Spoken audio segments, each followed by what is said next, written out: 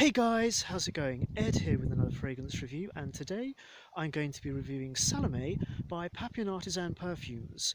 The fragrance was first launched in 2015, and the perfume behind it is Liz Moore's.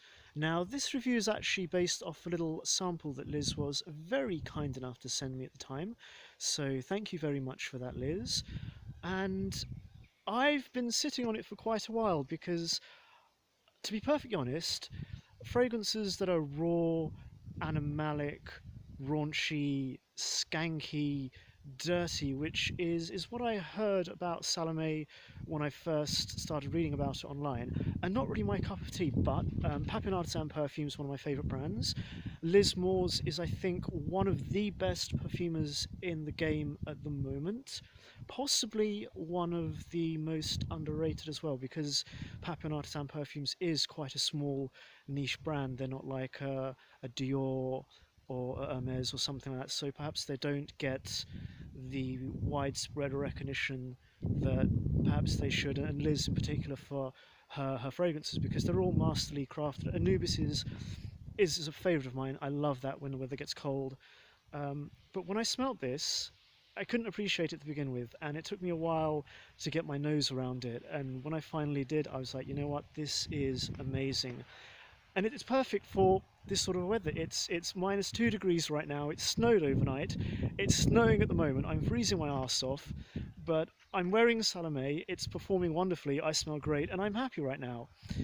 It starts off with an unexpected hit. It just lasts for a second of a crisp, tart, cold citrus, and then we get the very quick emergence of all the wonderful animalic components in the fragrance that produce this accord, which is somewhere between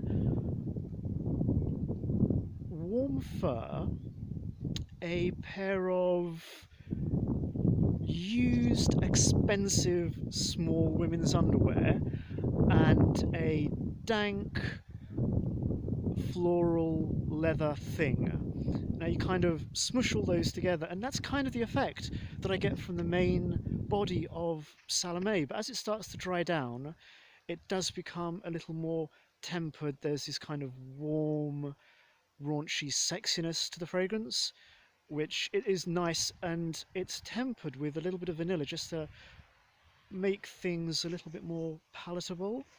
But all in all, it's a superb fragrance. It's daring, it's raunchy, it's animalic, it's a power fragrance. It's one hell of a statement maker.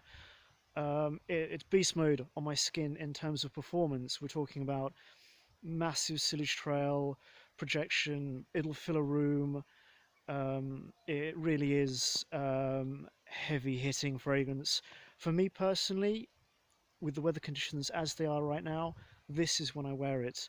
I've still got an awful lot left in the sample that Liz sent me. You only need a tiny amount, depending upon the size of the statement that you want to make. For me, I like fragrances that are more restrained, a little bit more demure, a little bit more subtle, shall we say. But in the cold weather, one spray of Salome does the business. It's a lovely fragrance. Um, it is raw, it is warm, it is sexual, it is carnal, it is sensual, in the truest sense of the word. Because I think nowadays, what passes for sexy is clean, fresh, nondescript aroma chemicals.